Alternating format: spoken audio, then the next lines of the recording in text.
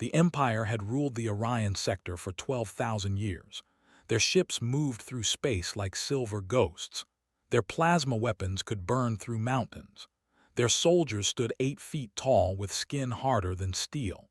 They had conquered 47 species across 600 worlds. They believed they were the greatest power in the galaxy. Then they found Earth. Commander stood on the bridge of the Imperial flagship Eternal Dawn. His 4 eyes watched the blue planet spinning slowly in the darkness of space.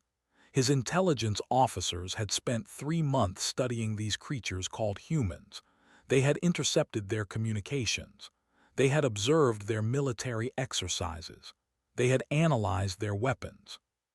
And they had laughed. Their primary weapons use chemical explosions to push small metal pieces, senior analyst reported. Her voice carried amusement. They call them guns. The projectiles travel slower than sound on some models. The bridge crew made sounds of disbelief. Even their oldest historical records showed nothing so primitive. Their armor is made of woven fabric and ceramic plates, continued. A child could punch through it. What about their ships? Asked. They have only reached their nearest moon. Their fastest vessels would take years to cross what we travel in days. His mouth stretched into what passed for a smile among his species. This would be the easiest conquest in Imperial history. The humans had resources his empire needed. Their planet was rich with water and minerals. Their population would make excellent workers in the mining colonies. Send the surrender demand, ordered. Give them 1 rotation of their planet to accept. The message was transmitted. It explained in simple terms that the Empire now claimed Earth. All humans would submit to imperial rule. Resistance would result in the destruction of their largest cities.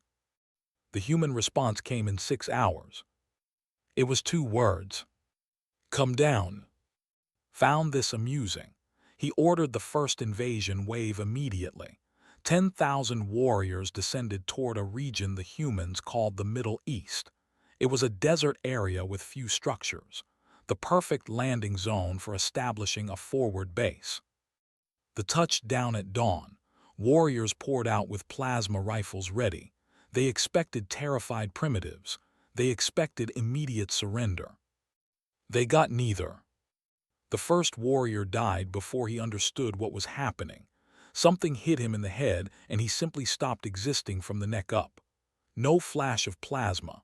No warning, just a distant thunder sound that arrived after the damage was done. Then more thunder, more warriors falling. We are under attack, squad leader reported through the communication system.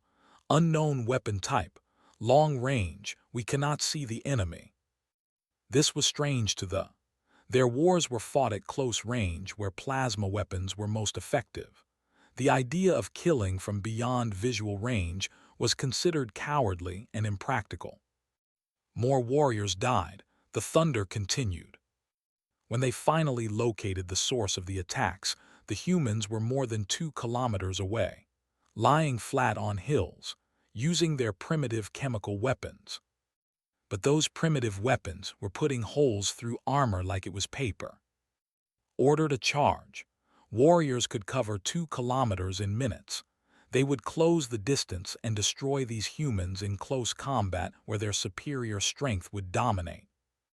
The humans let them come. When they were halfway across the open ground, the earth itself seemed to explode. Buried devices called mines tore through the charging warriors. Those who survived the mines faced a wall of automatic weapons fire. Thousands of those slow metal projectiles filled the air every second. They had shields that could stop plasma. They could not stop 10,000 bullets. Of the 400 warriors in that first charge, 19 reached the human lines. They found humans waiting for them with bladed weapons attached to their guns. The humans did not run.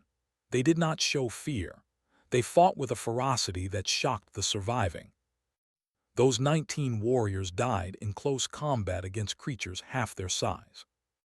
Commander received the report with growing concern. He ordered a larger force. 200 carrying 50,000 warriors, air support from plasma bombers. This would end the resistance. They entered the atmosphere and began their descent. They met human aircraft. The pilots laughed at first.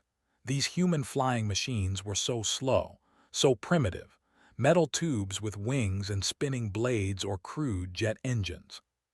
But those crude machines carried missiles. The first exploded as a human missile found its engine core, then another, then another. The missiles were fast. They followed their targets. They could not be shaken off easily.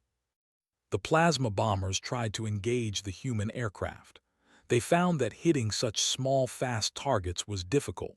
Meanwhile, the humans kept firing missiles. They would fire and then turn away before they could respond.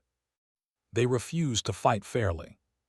60 were destroyed before they reached the ground. The warriors who did land found themselves in a nightmare. The humans had prepared.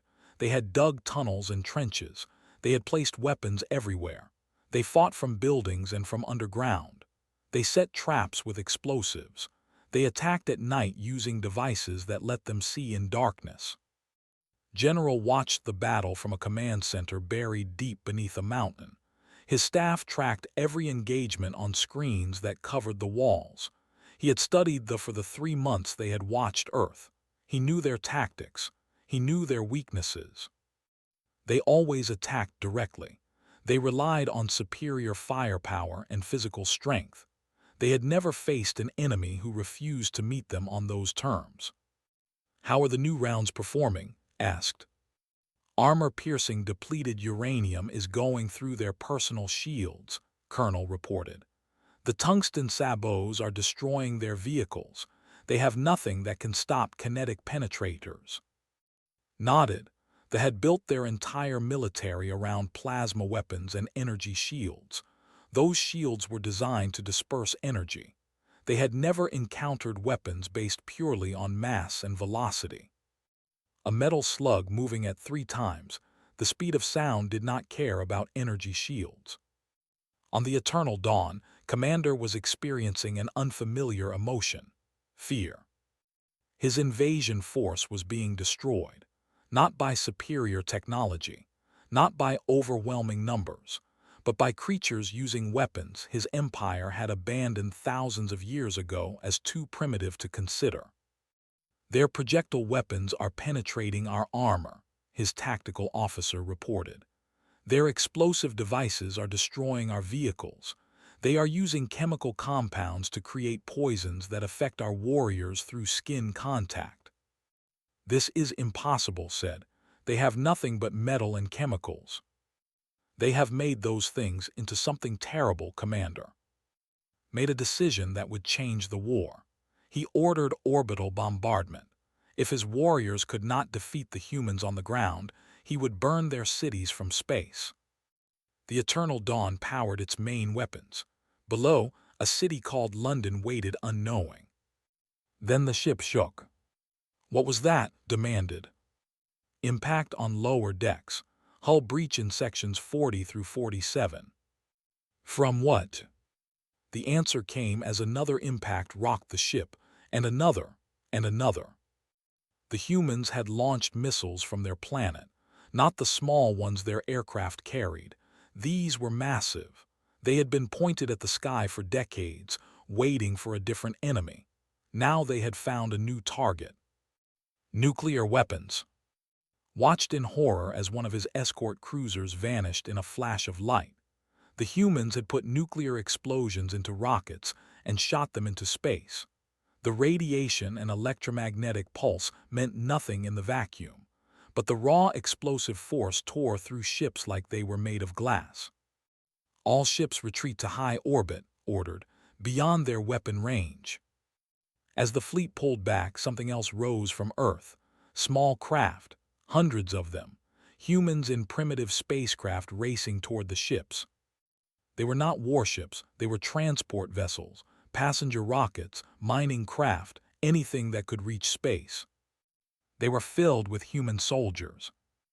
They had never considered that anyone would be insane enough to cross space in such fragile vessels during a battle. They had never imagined an enemy would board their ships. The humans burned through airlocks with cutting tools. They blasted through hull plates with shaped explosive charges.